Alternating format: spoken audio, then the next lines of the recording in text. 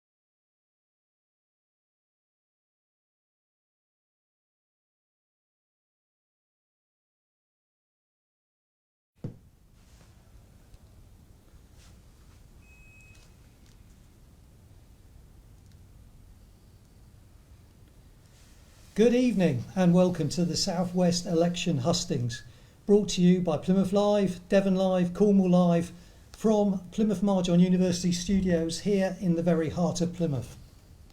I'm PlymouthLive Agenda Editor William Telford and I'm joined by Johnny Mercer from the Conservatives, who's defending the Plymouth Moorview seat on July the 4th, by Luke Pollard, who's from Labour and he's aiming to be re-elected in Plymouth, Sutton and Devonport, Caroline Voaden from the Lib Dems, the candidate in South Devon, Karen La Borde, who is the Green Party candidate in Truro and Falmouth, and Gordon Scott, who is standing for Reform UK in Torbay. We're going to be asking each candidate what they think are the most important issues facing the electorate, why people should vote for them and their party. We'll also be taking questions from the public. I'm going to start by asking each candidate to introduce themselves and say what they think the number one issue is in this election. But I'm only going to give each one 30 seconds to speak uninterrupted. And yes, I will be timing them.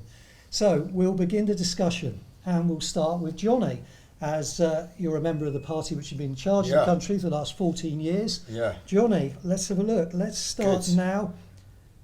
You ready? Let's start with 30 seconds from now, Johnny. Yeah. So look, I think I've knocked on thousands of doors in this election. I think number one issue is cost of living and how difficult that's been for people over the past 12 months or so. And the biggest challenge around that has of course been inflation, driven by a number of different events. We've worked really hard to bring down inflation. It's been difficult. It doesn't just happen. And that is, you see that now floating through to mortgages. We hope to see a cut in interest rates and stuff like that. Lots more to do, but we're heading in the right direction. We should stick with the plan. That's excellent. That was almost bang on 30 seconds.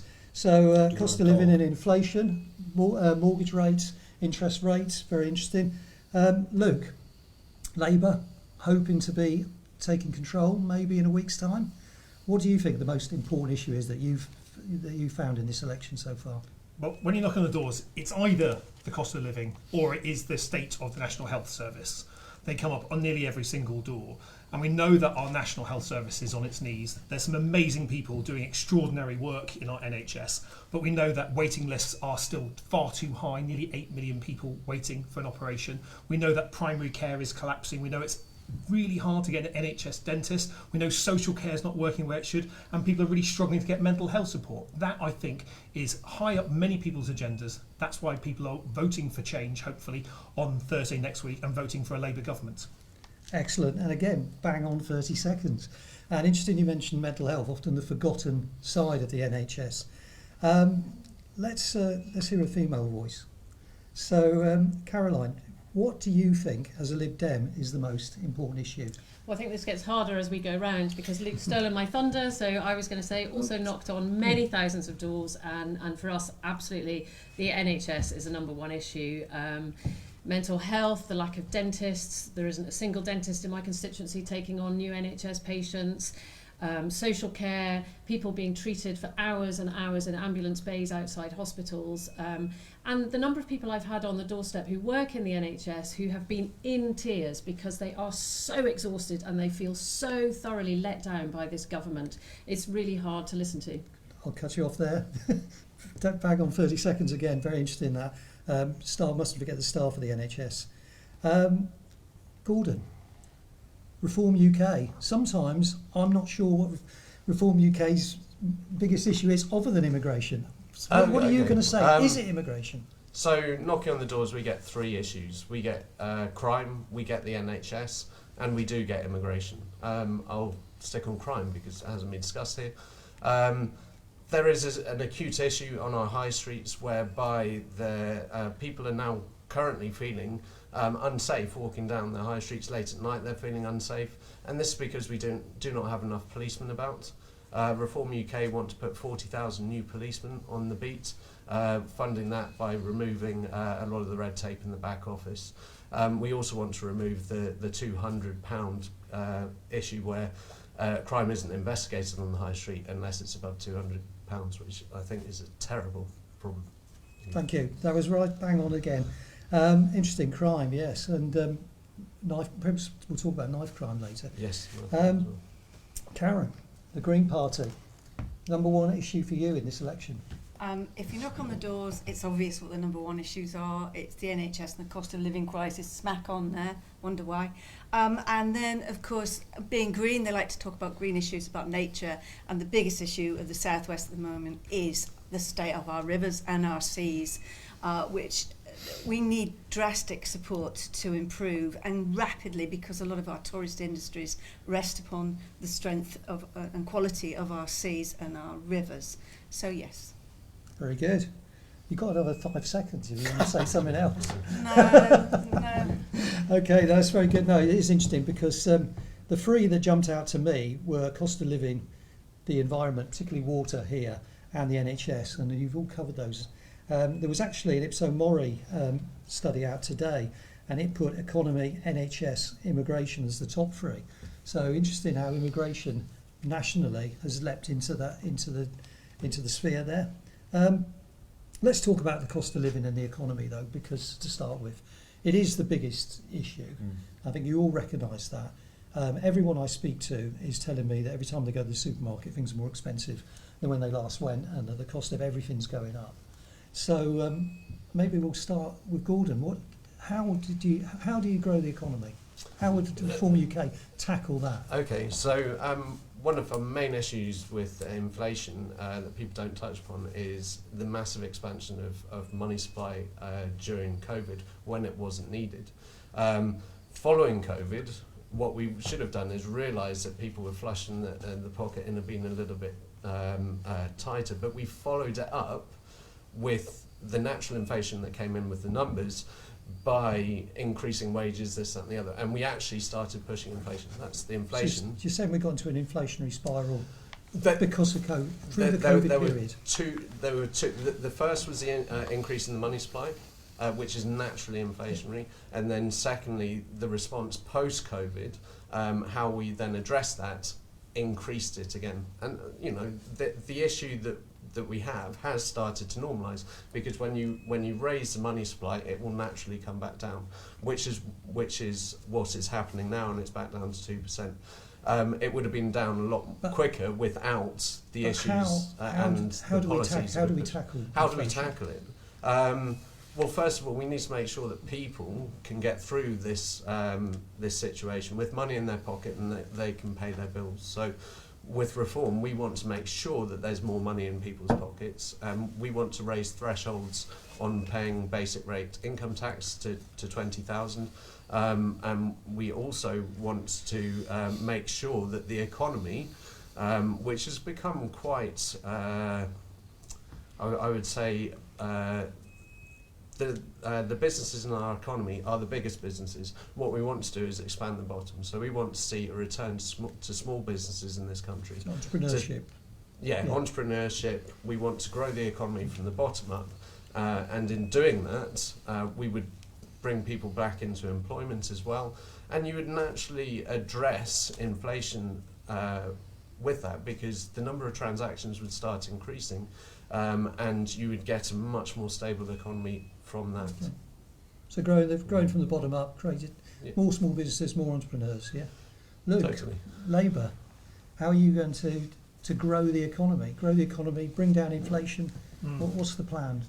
Well, after 14 years of either low or negative growth, the only way we're going to get enough money for our public services is by growing the economy. So we need to get rid of some of the red tape that's blocking the house building at the moment. We need 1.5 million more homes. I want 5,000 built in Plymouth City Centre, building upwards. Those homes need to make sure we've got enough affordable properties in there, because the housing crisis is contributing to our poor state of our economy at the moment. But we also need to be making sure we're getting the right skills for our economy. In the West Country, that means making sure that we're getting the investment in our further education colleges, really properly investing in apprenticeships. We now have fewer apprenticeships in the South West than we had before when Labour left power in 2010. So we need to make sure the apprenticeship levy is working, and it's not really working. That's what businesses large and small are telling me. And then we need to make sure that we're cutting the energy bills for people so they have more money so they can be able to spend. That's why we want to have a proper windfall tax on the billions of pounds that oil and gas companies have made with these higher prices. Use that money to bring down gas and electricity prices for people. So that will have a really profound effect, especially on people on low, fixed and middle incomes. That will give them more money to be able to spend in our local economy, to be able to create the growth that we need. But if we have 5 more years of this low or negative growth that we've seen from the Conservatives since 2010, I'm afraid we're not going to go. We're not going to see the growth. We're not going to see the investment in our public services, and we're going to continue having a high tax, low growth economy, and that's not good for the South West, and it's not good for Britain. So it's a two-pronged attack in a way. You would be looking at putting more money in people's pockets, bringing down their energy bills, to generate some spending into the economy that way, but also the house building that creates an infrastructure that creates the building industry, which is quite a bedrock for British economy. So that would bring that up. Yeah, that's kind of. Yeah, absolutely. Those are the kind of prongs you're looking at. Oh, Yeah? it absolutely is. And we know that there's private sector money that wants to Yeah. invest, but with the chaos that we've seen in the economy, with the stop and start nature, the political theatre that we've seen Yeah. from the government, businesses are saying it's too uncertain to invest. So we need change at this election to create the stability that creates an environment where people are more likely to invest, they're more likely to take on more people, they're more likely to enhance their investment in skills, and that's especially what the South West needs. Caroline, what's the Lib Dems answer to our flatlining economy that's kind of been bumping along for some time now? Well, I would say that one of the reasons our economy is doing so badly is because we're the only country in the history of the world to have signed a trade deal that has actually made trade harder with our nearest neighbours. So going back to 2016, we shot ourselves in the foot massively with Brexit, and I hear that all the time from small businesses who are trying to export and businesses who are trying to import. So we would start by trying to negotiate with our nearest neighbours to improve our relations, particularly around a veterinary agreement, which would help all our farmers and fishers and shellfish producers in the southwest who are really, really struggling. So there's that. We're also facing an £18 billion black hole in the economy over the next year because of long-term sickness. So again, it comes back to the NHS. We cannot get our economy working again until we get people back to work. We've got a massive mental health crisis, and mental health services, as I know from my previous job in Devon, absolutely destroyed under this government. Families are struggling, all the support services around young families, young parents, it's all gone. So we've got people who are really struggling to cope, we've got people who haven't gone back to work after COVID, we've got children in school who are really struggling after being home during COVID. There's nothing there to support them, and we're expecting these people to be functioning members of an economy. You know, it's just not happening. So again, it comes back to sorting out the problems in the NHS. And the third thing is we need to be investing in a green transition. I mean, this government has done nothing to start the green transition. You know, years and years and years have been wasted. That's where we would invest. You know, we would develop skills, we would, address our energy needs while addressing climate change. And just one last thing I would say is that it's interesting that Johnny talks about bringing inflation down. The people I speak to on the doors are the people who say that their mortgage has gone up by £500, £700, £900 a month because of Liz Truss's budget, which sent interest rates soaring. And that has massively hit the disposable income of families. Even families that were doing reasonably well before that budget are now really, really struggling. You know, so there's an awful lot of people not putting money in the economy because they are literally trying to keep a roof over their heads because of the economic mismanagement of the Conservative Party. I did wonder when the B word might come up today. Am I right that the Lib Dems do want to rejoin the EU? Our policy is that we would work towards getting ourselves back into getting the UK back into the single market. Right. I might come round and bring that subject back up again. Karen, the economy. Now, the Greens, often the Greens are seen as a one issue party. They've done a lot of work over the years to try and show they're more than that, and have had quite reasonable success, especially in cities like Bristol and Brighton and that. So, but what's your economic policy? How would you get Britain to regenerate? I think the problem with the UK at the moment isn't just about growing the pie more. There seems to be this agreement between everybody that we've got to keep growing the economy, and that's the only way we're going to improve things. But actually, our economy has grown by 1.6% per year since 2010. I mean, it's not great if you're wanting it to grow, but it has been growing. But the money has got stuck at the top. And when you're on the doorsteps, people aren't complaining about the economy because down in Cornwall, we can't get people to work in hospitality and all those sorts of industries. We're struggling for labour. It's not that there's not enough jobs or not enough industry. We just can't do it all. So what we're looking at is the public services that are failing. So what we want to see is a bigger piece of the pie that we've been growing to come back down into public services. So you're talking more about distribution of wealth. We are. Yeah? And we think that that can drive the economy through investment, through government and local authorities, especially in the southwest, who should be able to determine how much they want to spend on what they want to spend it in their local communities. So is that higher taxing for the Absolutely. for the highest paid? Now, that, morally, there's a lot of people would agree with you, but is there not a danger of driving those people out of those investors out of this country? There's two countries in the world that really stand out as having a wealth tax, where they charge people who have over a certain percentage of their assets. So, for instance, we're proposing that we charge 1% on people with assets over 10 million and 2% over those with 1 billion, which is £1,000 million. That's a lot of money in assets. But in Spain and Switzerland, where they have wealth taxes, I don't see anybody from Switzerland running to leave a very rich country because of their taxes, and neither do I in Spain. And I think that's misleading, because actually there's been a call from many millionaires that they want to pay more, they want to contribute to the society around them, which they see as failing. So I think getting money from a wealth tax and a carbon tax as well will give us money to invest in those public services that desperately need it, to improve quality of life, as opposed just to this money go round of growth the economy. Because actually when you grow an economy, it's not all good. Because you can have a war in Israel and we're selling weapons across to Israel, okay? That's growing our economy, but it's not improving the well-being of people across the globe. Right. Well, we may talk about, if we have time, defence later, because it's controversial, but it's very important, especially in this part of the world. But Johnny, the Conservatives, growing the economy. Now, Rishi Sunak has said recently that some of the figures are looking a bit better.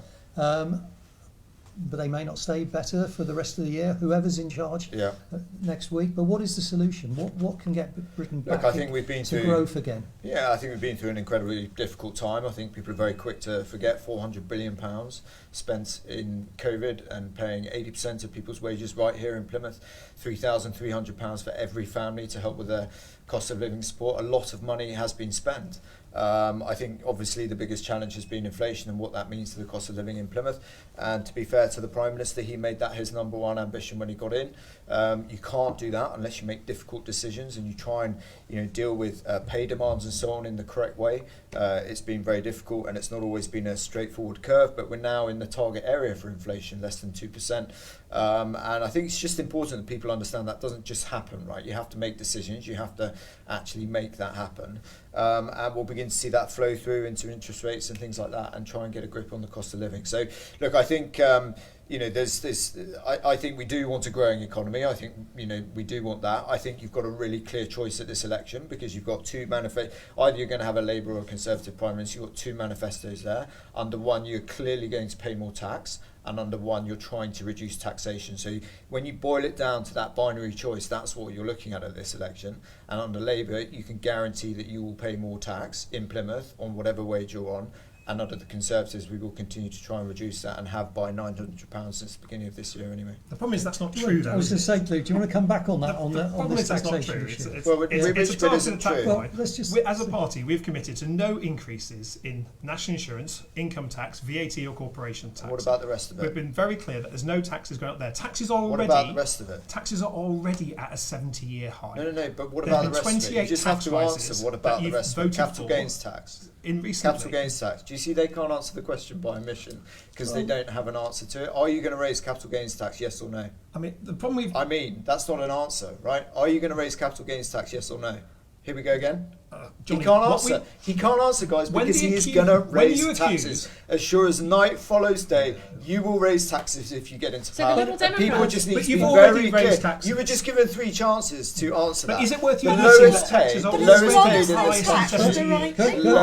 this country are paying less tax than they've ever paid before. The tax burden is higher. Yes, we have higher earners paying more tax than they've paid before. I accept that, right? But the lowest earners, which is what I'm fixated on in Plymouth, are paying less tax than they've ever paid paid before, and I want to continue to drive the that. tax with things like the thresholds national haven't moved, insurance. so more and the more tax and more thresholds people, haven't, but there's other more things and more come in, people like the pay national higher rates of insurance, tax because the £900 tax- this year. the But tax thresholds haven't should the moved. debate be just about taxation? No, it shouldn't. Because I think it wears people down, and I think also people feel that they're given something by one chancellor back in tax and it's taken away somewhere else.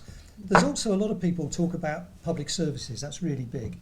Look at the state of our roads. Look at the infrastructure of the country.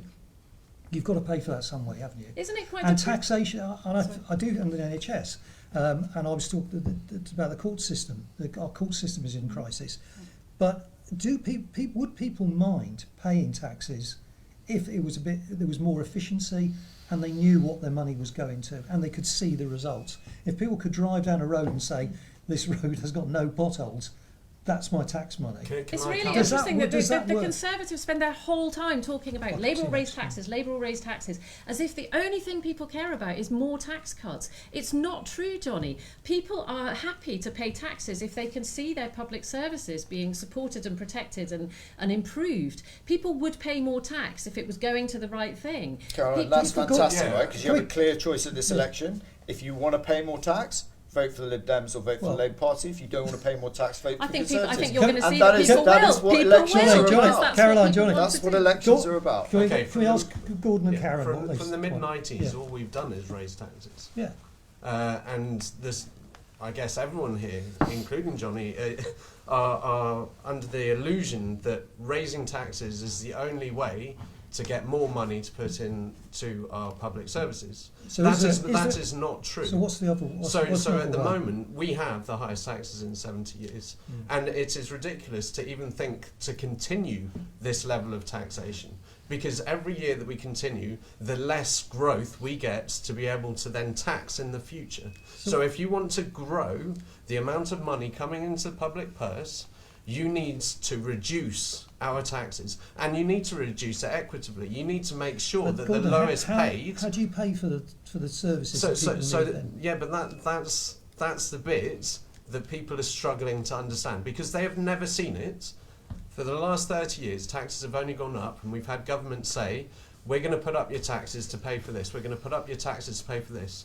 But what we've seen, and it's very obvious now with our roads, with our health service, that raising taxes has not been raising the money to be able to pay for it. We need a clear change, and we need to start removing the tax burden from people. We need to be empowering them to get up and get to work, to entrepreneurship. We want to support our small businesses. We want to raise thresholds across the bottom level, not just on the income tax, but on VAT. We want to take that to 150. We want to remove businesses from paying corporation tax if their profits are below £100,000. This is the way we start our economy moving and start generating the money that then pops up into those bands, and we start taking the tax off and we start funding our public services properly. And this is what we need to do. Karen, what's the Greens' policy on taxation? Well, I did explain the wealth tax, which is a keystone of our manifesto. It's very, very important because what people are seeing, especially down in Cornwall, is the inequality. So you've raised taxes, but they're not getting any better off because the taxes aren't coming back down to them. They're seeing luxury yachts. Falmouth's full of luxury yachts, £1 million yachts. When you talk about the wealth tax, you're talking of individuals, or are you talking about companies like capital gains? Individuals. The wealth tax is for individuals. But is raising the tax for payment from those richest people going to introduce enough money into a government to pay for all the services that they need? It will introduce, I think our estimates are about £80 billion a year, which is a lot of money that we can raise. But it's about the equity, it's about society being equitable now. Because what we're not seeing is when you reduce taxes, the people who benefit when you reduce taxes is people who earn a lot of money. Most people in Cornwall don't earn a lot of money. So if you say you're not going to tax them anymore, it doesn't mean anything to them because they're paying minimal rates of taxation anyway. So they just see the inequality is going to get worse. We have to do different things. We have to raise the minimum wage, which I think was mentioned earlier. We have to look at working for everybody, not just the few. And it's not just entrepreneurs who can create an economy. It's local authorities. It's investment. The old Keynesianism that Labour was so fond of many years ago, that can increase the amount of jobs and the amount of public satisfaction in improving public services. 500% council tax on second homes. Oh, Well, I think that we'll one. maybe leave Policy. tax there for a second. You're watching the live hustings here in Plymouth, brought to you by DevonLive, CornwallLive, PlymouthLive. We're going to take a question from the public here. Now, people who are watching out there, you can send us your questions. Put them on Facebook. We'll see if we can get around to doing as many as we can. But this is the first question that we've had in from a viewer. What's your plan to tackle the record high of 145,800 children stuck homeless in damaging temporary accommodation? So, housing, homelessness. This is something that several of you, I'm sure, have got important things to say about. Perhaps start this time with Johnny. Yeah, look, I was with a family today who have just been evicted, had a Section 21. They've got 2 young children, and the housing challenge in Plymouth is acute. And the truth is, there is only way out of it, and that is to build and to build affordable, good housing in Plymouth. And to be fair to Plymouth, they've got a pretty good record on this, 7,500 homes in the last few years.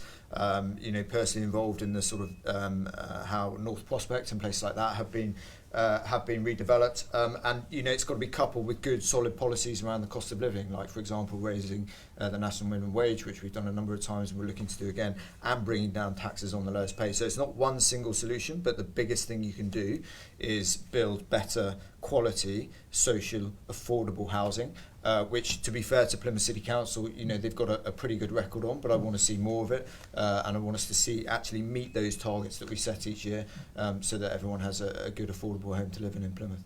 I think we might have actually found something that you and Luke agree on, because you would say something very similar, Luke, wouldn't you? You've mentioned building more, building in the city centre. Indeed, yeah, I mentioned it earlier on, that Yeah. the only way out of a housing crisis is to build more homes. And we haven't had the level of house building nationwide that we've needed over the last decade. And the Labour-run council in Plymouth is working hard to bring forward more homes, especially more affordable homes. But we need many, many more. That's why I want those 5,000 homes in Plymouth city centre, so we can build density, so we can build more. But we will need more right across the region, because one of the reasons that Plymouth's housing market is overheating at the moment, with rents in the private sector far exceeding the amount that people can afford, with 30 people going for each private rent that comes on the market, completely unsustainable housing crisis, is because the areas around Plymouth have been hollowed out by second homes and Airbnbs. People can't really rent in the private sector for much of Cornwall and South Devon because it's simply not available.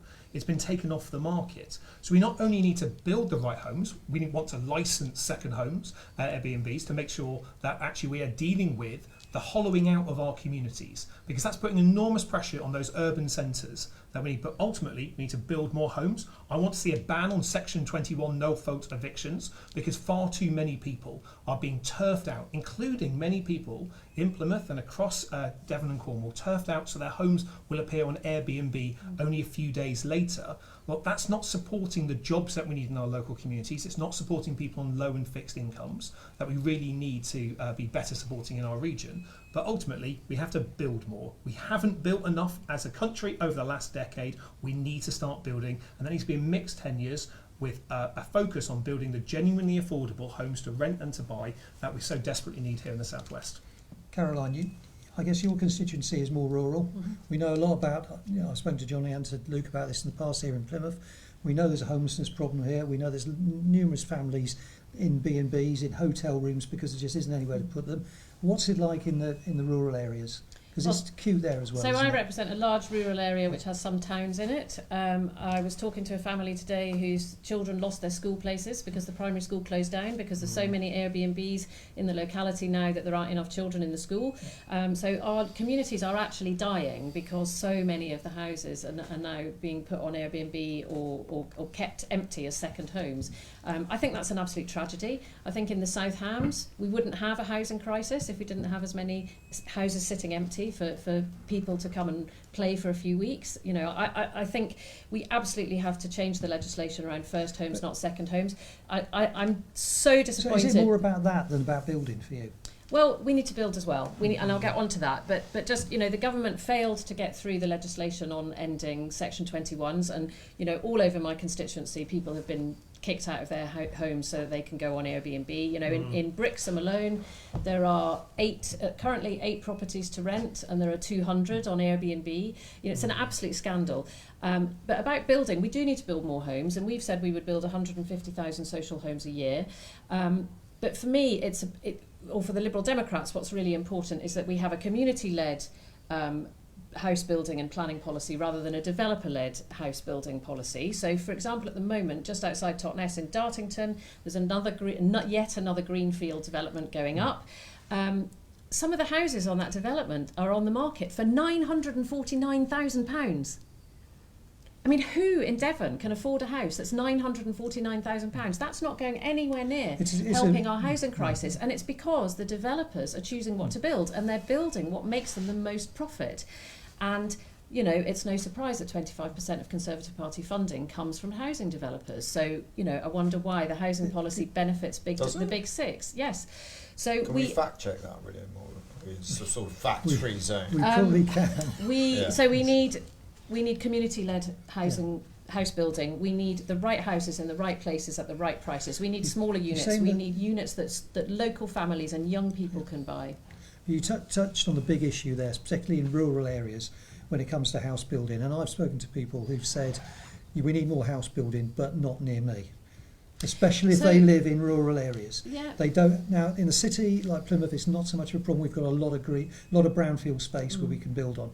But once you get out into the communities, it's different. And people have their hearts in the right place. They want to have houses, but they don't necessarily want to near them. And that becomes an issue. So how do you get over that? Yeah, it does become an issue. But if you look at Liberal Democrat councils across the country who have very, very successfully built houses, it's about taking the community with them. You know, if you said to a community, we're going to build some houses which are affordable, which are not affordable in the government sense, but which are actually affordable, so that your children will be able to stay in the community that they've grown up in, then people are much more likely to go along with that. And it also means building services along with those houses. So we have nursery places, and we have dentists perhaps, or doctors, and we have green space and play spaces and community halls, and we're building communities that function as a healthy, happy community, rather than sticking a load of expensive boxes on a green field and then disappearing to build the next development. It doesn't work. It doesn't make people happy, and these people are not integrated in the communities that already exist. We're sticking these communities on the edge of towns. There's no bus services. There's no, it's a mess. It's a mess, and we've got to address it. So it's not just building; it's building and then putting the infrastructure around them and creating communities. Yeah. Now, with the Green Party, is building houses green? Yes. Would you agree with more building? Absolutely. We need to build houses. And what sort of houses? Well, that's where we would go along with the Lib Dems. It has to be community-led and probably through local authorities. We need about 150,000 social council housing, we used to call it many years ago, because that's what people can afford. It gives them security of tenure. We'd also like to see the banning of the Section 21, which is outrageous. And if we can build houses for the community that stay in the community, we need to get rid of the right to buy as well. Because I think it was Andy Burnham that says, if you have the right to buy, it's like trying to fill a bathtub with the plug out. Yeah. And so we need to build social housing, council housing, forevermore, that the community actually, if you like, helps to build, then they will benefit from it in the long term. Should the housing that's built, should it have heat pumps? Of course should it should. It have solar that goes panels? Without saying. We need to change building regs. We've known that for a long time. They need to be to passive house standard now.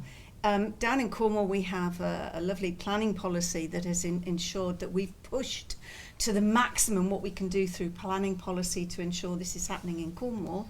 But we need more. We need those building regulations to change going forward. But talking about that those big developments where you put all the infrastructure in place. I just want to throw a little bit of caution over that, because we have a very large development outside Truro, which is called the Langarth development, 4,500 homes for a garden village. This has been on the drawing board now for at least 6 years, and it's still not got the first prick down, and it won't be down until 2026. They're very difficult to achieve. What the Green Party would like to see is smaller developments spread throughout Cornwall, throughout the southwest, alongside villages with existing infrastructure, instead of creating more and more and more. We need to focus now on the communities that are already existing and give them the support to actually build houses for their children and the next generations. Gordon, could we hear what the form's got to say about housing? Do we need more housing? Where do you put it? Well, we certainly need more housing. I think lots of people have covered lots of issues, and to a large extent I would agree with them. We certainly need to make sure that social housing benefits local people. We have situations in Torbay where they built social housing and they've imported people to come and live in that social housing. Absolutely, completely unacceptable. Mortgage tax relief hasn't been raised. This has caused a situation where it's now not beneficial for a landlord to have a private rental, and to such an extent that they've been dilapidated. They're slowly coming up onto the market now, and so there's a transition caused by a policy change, which, I mean, I guess it's quite old, but it is having an acute effect on the private rental sector at the moment. So there's certainly something to address there, but the key is supply. And everyone's talked about it. What we need to make sure is that the contracts that our local authorities are writing with these house builders ensure that they're built quickly, that we stop this land banking where they purchased land 10 years ago and they slowly let it out, increasing their profit, or to get their profits up. We need to time limit it, say 3 years, right, you've got to start building in 3 years, you've got to be finished in 6, rather than hold it for 15, start building and be done in 20, because that's an absolutely terrible situation. And the final point is, there is massive pressure on our housing because there has been a massive increase in our population over the last 10 to 15 years. 20 years, over and above just a birth rate issue. We've had massive immigration. Now, we're not building houses quick enough to cope with that influx of people. So again, that just comes back to the supply. We need to make sure that we're building more houses and quicker. What's the situation in Torbay for Airbnbs and this? Is it as bad in there as it is in Airbnb rural areas? Comes back to the mortgage tax relief. So if you have an Airbnb and they've just changed this, haven't they? You've been able to continue your mortgage tax relief. So it's become private landlords in places in the southwest have switched to a holiday let because they can continue with their mortgage tax relief. They'll get better use of their home, and it's actually far more attractive. So the incentive has been entirely wrong in the southwest. Now, yes, closing that loophole and putting the same thing that's in the private rental sector will address it to a certain extent, but I would suggest that you need to pull it back on both, because we need to get things moving, and people need to be able to move around as well. So not just locked into a rent. A lot of people in the private rental sector are at those stages of their lives, often younger people, where they need to be able to move around before they find out where they're going to settle. So we need that kind of dynamism in that part of the sector. Great. And don't forget, you can send your questions in to us here. Please send some more in. Perhaps we'll have some more questions in a moment. I can ask them. Very close to housing is the environment. Here in the southwest, we've had issues with water quality, particularly lately, right across the region. So let's talk about the environment. Maybe we'll start with the Greens this time, as this is your big number one. But what about water quality? What about our rivers and seas, and about companies like South West Water? South West Water are shameful. They're doing a road show at the moment, going around Cornwall trying to prove to us all that they're doing the best that they can and they're investing billions. But it's all too late. We're we've got polluted water, and it's not going to go away fast. But it's not just South West Water. The rivers are polluted because of agriculture as well, and that's a huge issue that's got to be resolved as well. What's the solution? Should we renationalise Of course. the water industry? Yes, South West Water is failing. It's failing its customers, but it's not failing itself. I think it's just bought another water company up country, and so it is expanding whilst we're getting poorer and poorer water quality. There's something wrong here. So yes, the Greens would renationalise. But I'm always hearing that the infrastructure is years behind. It needs upgrading. Yes, of course it does. But how would you pay for that? Because you can't pay for everything by just taxing the top 1%. No. That would need a lot of public money going into that. Of course it would, but the Greens are not going to be afraid of borrowing or to invest in our children's futures, actually, and the environment, which we really do need to protect. So we would borrow, we would issue government bonds to probably buy out the existing shareholders. It would help if we could get the shareholders' price to drop a little bit before we did that. But yes, we really do need to renationalise. All the major utility industries need to come back into... All of them? So yeah, what other ones? The big five, the energy companies, the rail companies, because they're all failing us. You can't get a train on time, you can't get... If something's wrong in Cornwall, you're stuck if you're on the train. It is absolutely paramount that we do... Privatisation of those industries has failed us. It's been a poor experiment. We need to move on. Johnny, is renationalisation... The trouble is, this stuff costs billions and billions and billions of pounds, and the question is, at the moment, can people in communities that I represent, like Whitley and Ennissettle, where I was today, can they afford tax rises to pay for that? Now, I'm as disgusted by everybody else as seeing the chief executive of South West Water take home as much money as she is, whilst their performance in terms of overflows, where I go swimming every week, continues to be not good enough. So, clearly we all understand the problem. The question is, what do you do about it? And that's where the challenge is. And you're right around infrastructure and the sheer eye-watering amount of money to change the infrastructure. Obviously, we know more about it now. So in 2010, 7% of these overflows were monitored. Okay, it's now 100%. Everyone's aware of it, and it's become this huge, and rightfully so, this huge election issue. When you're dealing with the water companies, I've spent a lot of time with the chief executive of South West and so on. They're in a position where they have to generate this capital in order to reinvest it and to improve the infrastructure and make that attractive for shareholders versus delivering better water performance. So yes, of course, you can pull the nuclear button and you can say, yes, we're going to renationalise this all.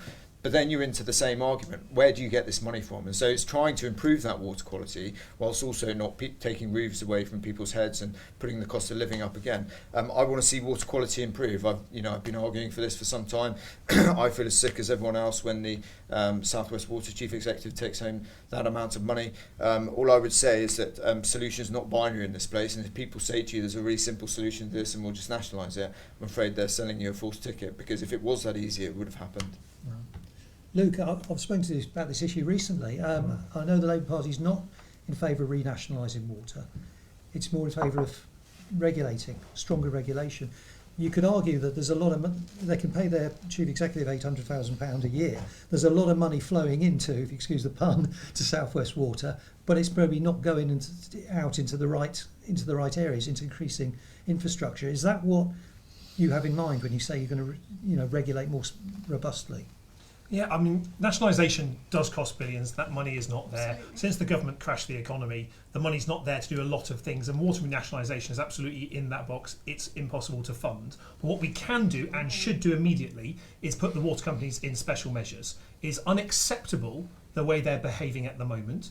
I think all of us have some sympathy after a bout of really extreme weather, that there's loads of rainfall and there's not enough capacity to hold that water. In those situations, I think some of us have some sympathy, get my words out, that actually there could be some spills at that point with our ageing Victorian system, right? I would like to see that addressed, but where I have no sympathy is the routine daily spills in our rivers, lakes and seas, not just by South West Water, but by every water company in the country. So I want to say to go further, special measures. banning the bonuses of water company bosses, and introducing criminal charges for those water bosses that continue to pump filth into our rivers and seas. We need to go much further than this, but ultimately we need the investment in the infrastructure, and that's what special measures does. It directs the investment that we need into the infrastructure that we need to not only hold more water, treat more water, and stop those routine spills, because now nearly all the sewage outfalls are monitored, and the compliance of that monitoring is too low because not all those monitors work. There's an element of fixing that. That's, I think, relatively easy to do. They should carry automatic fines, because at the moment we know that with big sewage spills, big pollution events, it takes the Environment Agency years and years and years to prosecute those water companies. They can park that fine far away in their business plan, and we pay that fine. It doesn't come out of the margin, it comes out of our bills. So we need to have a more robust regulatory system. We need to have the water companies feeling the pressure on them, because they haven't felt that for the last 14 years. I remember being in the House of Commons voting to stop and to end raw sewage outlets. Remember that vote? It was quite controversial with people voting against that. I want us to go further on this. I'm a wild swimmer. I care deeply about what's going on in Plymouth Sound. We've managed to get the first UK's National Marine Park in Plymouth Sound. Farstone Bay and Devil's Point is now an official bathing water. There's plans to close the 2 private or sewage outlets polluting into the Sound, but 15,000 hours of pollution goes into the Sound from South West Water with their routine discharges of human effluent that goes in the Sound. We need to do much faster than we've had for the last 14 years. I think there's an opportunity to end the Tory sewage crisis when it comes to the polling day next week by people voting and voting the Tories out. Caroline, take control of the water industry or regulate it or something else. What's the solution? Well, the Liberal Democrats say that we have the most ambitious plan for the water companies in our manifesto, which is not it's not nationalisation, but it goes further than Labour and obviously further than the Conservatives, who just want to leave things as it is. So we would change the structure of the water companies into public benefit companies, which is an American model, and it would mean that the primary goal of the company is environmental good. So you wouldn't take it back into government hands. It would still have shareholders, but the primary purpose of the company is environmental good. And it's the kind of the Ben and Jerry's model, if you like. So Ben and Jerry's is a public benefit company. Much tougher regulation needed. And every single time the Liberal Democrats have tried to force through legislation in the House of Commons to tighten regulation on the water companies, the Conservatives have voted against it. I'm not sure where Labour have stood on all of those votes, but I know that the Conservatives have never supported that, even though they get very cross about the state of the water companies. But we need much tougher regulation, and we know that Environment Agency funding has been cut so massively over the last decade that their prosecutions have fallen by 76%. So they're just not doing the job. In my constituency, we have Brixham, where the water has been unfit to drink for many, many, many weeks. And today I happen to be knocking on doors in the area which had their boil notice lifted yesterday. Not one single person there said they would drink the water. They just don't trust South West Water. They've totally lost confidence. Now, if I was Susan Davy, what I would have done today is I'd have gone to Radicombe Road and I'd have gone round those houses and I'd have drunk the water out of the tap. She's earning nearly £1 million a year, £860,000 a year. She hasn't shown her face. She hasn't gone to drink the water. I think it's despicable. And, Johnny's right that there's massive upgrade needed in the infrastructure, and it's not going to be fixed overnight. And yes, there is more monitoring now than there ever has been before. But until we change the structure so that the primary goal of these companies is not to make money for the foreign pension funds who own them and pay them their shareholder dividends, nothing's going to change. That's where we have to start. A new structure. Gordon, the Reform are more of a deregulatory party. Yeah. So what's your solution to that? Is it to go the opposite way and actually have more competition? And No, we're actually closer to the Greens on this one. Right. And actually what Caroline said there. It is horrific that the shareholder register actually is predominantly foreign owned. Look, normal companies in a competitive market are allowed to compete with each other, and that can improve standards. But when you have something like a water company, it is a regulated monopoly. It is not competing with anyone. Mm-hmm. So you're relying totally on the regulator to provide that standard. And Ofwat's reviews and its cycle, yes, it serves a purpose, but it's a cost as well. Why not renationalise it, and you put the two together, and you can start driving the change in the infrastructure that we need. No, totally. But we would split it. We would like to see British pension funds being the partner in that part renationalisation. But we need big investment in our water. We talked about Victorian infrastructure being there, but we also, last year we had very little water here in the southwest. I suspect it's because they shipped it all off to the other parts of the country. But we need to have more dams and bigger reservoirs. We've got perfect position here in the southwest. Dartmoor can do that. Now, we can't do that with the current structure of regulated monopolies that we have around the country. It just doesn't work. So yes, we would part nationalise, and it's all about delivery. It's all about finding a solution. It's not an ideological thing. We want good fresh water, and we want wastewater taken far out to sea. We want outlets out there 2 miles. They did move the one in Falmouth, I can't remember, 15 years ago. The one in Torbay is still going off the headland. It needs to be taken out to sea. We're doing well for time. We haven't mentioned the NHS. It was the second most important subject that came up, I think, in the Ipsos Mori poll. So let's talk about the NHS and the state it's in. But how can it be improved? Luke, can we start with you on the NHS and dentistry, GPs? It's a massive subject, but try and be brief because we're running short of time now. Yeah, but what's the solution? What's Labour's solution? I'm really grateful for the NHS. They helped me recover, identify my skin cancer, and I'm eternally grateful for the people that caught it and treated me. I know that we're all grateful for the NHS. The problem is the staff are working their socks off in a system that is broken. We have a very little primary care that is able to get an appointment. The 8 a.m. scramble is hard for people in Plymouth and across our region. NHS dentistry is almost non-existent in large parts of the southwest. Despite Plymouth having England's best dental school, we're not able to get the number of dentists here that we want. We want to train more. We want to have more places for training for dentists, and the dental school here wants to train more. So there's an opportunity to tie those together. But look, the NHS is in crisis, and it was in crisis before COVID. COVID certainly made it worse. And if you look at the way that the government gave PPE contracts to their mates, buying expensive PPE that wasn't fit for purpose, that was burned. Only last week they burnt £1.4 billion worth of unfit PPE. But what's the solution? Because lots of successive governments have pumped money in, and it hasn't got better. Yeah. What would be one big change we could make that would make people be able to see a GP or get an NHS dentist or bring a waiting list down? Yeah. So Labour's got a comprehensive plan to address all parts of the NHS crisis, but as a first step, Keir Starmer's announced that we want to create 40,000 extra appointments a week in the NHS. This is using the model that was pioneered by St James's in Leeds, an NHS hospital, and Guy's and St Thomas's in London, where they pay NHS staff overtime to work their operating theatres and their clinics hot, so it works 24 hours a day in some cases, to bring down that waiting list. Where spare capacity exists in the independent sector, we should also use that. It will take 5 years of those 40,000 appointments a week to bring down the NHS waiting list that, if we win next week, we'll inherit.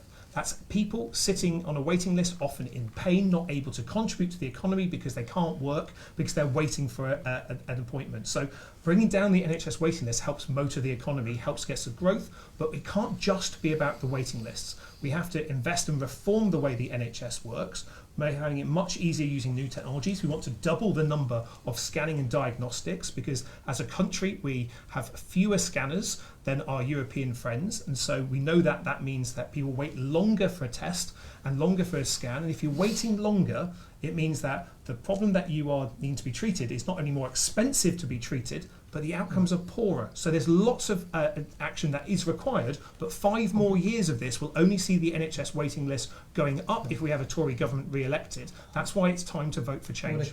Cut you off there, Luke.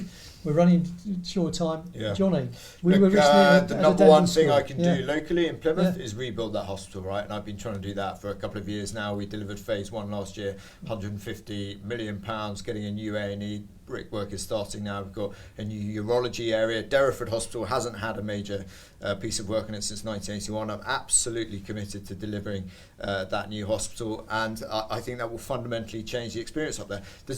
We've had the problems of this eloquently outlined, right? But we all know, but you hit the nail on the head, is that we're now spending more on the NHS than the whole GDP of Greece, for example, right? And where is this extra money going to come from? The real challenge is how demand has shot up, and how do you get a grip of demand? You know, primary care in Plymouth is not where I want it to be, right? I've worked hard at this over the years. We've had recruitment efforts specifically to get GPs in Plymouth. Any one day we're still 18 GPs down in Plymouth. There's more that we can do locally to learn that. One of the things you need is a workforce plan to make sure we're actually incentivising people who go to our brilliant dental school to actually stay in dentistry in Plymouth. You know, I'm not going to lie to you, we've had a pretty turbulent time with the local commissioning group down here, and that has made things pretty tricky, but I think we're on an upward curve, and I hope we can improve this.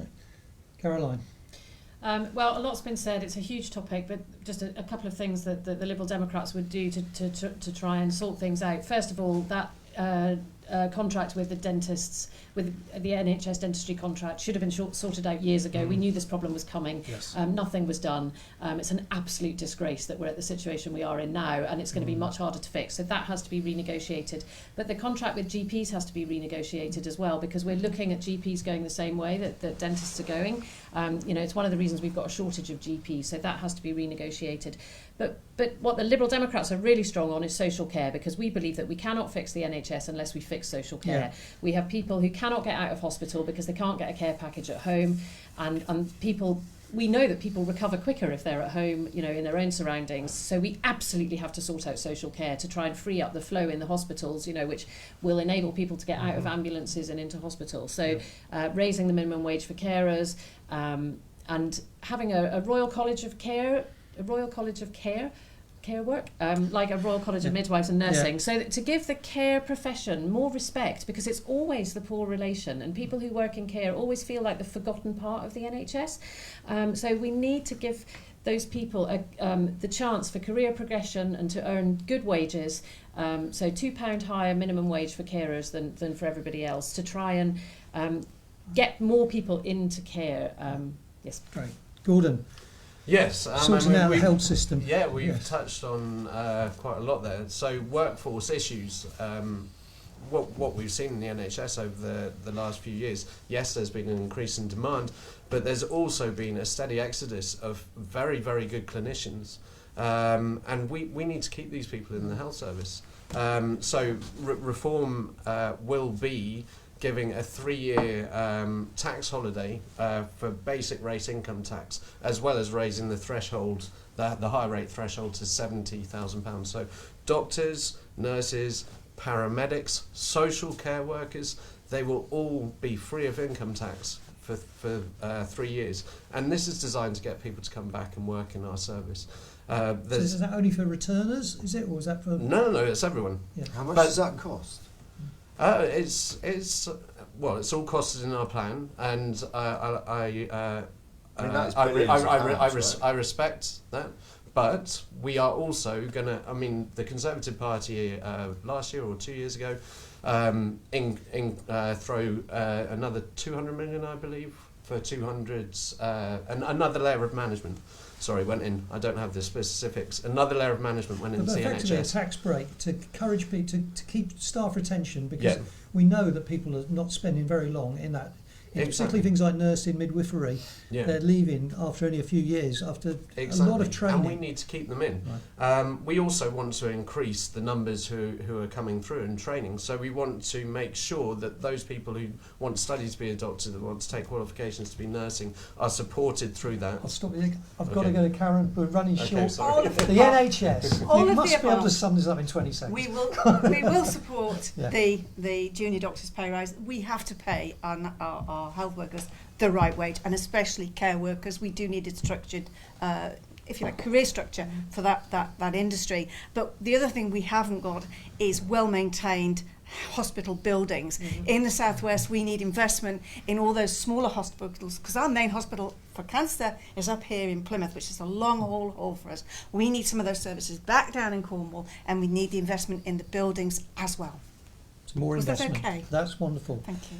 I think we're just about out of time now. It's been really good. Thank you very much to everyone, to Johnny Mercer, to Karen La Borde. La Borde. I keep saying it wrong, don't I? Karen La Borde. To Caroline Voaden, to Luke Pollard, and to Gordon Scott. Thank you all for coming in today. It's been a really good debate. It's really interesting to hear all your different policies and plans. And in a week's time, it'll all be over. In just over a week's time. Not quite. 2 And hours we'll to go. find out what will happen then.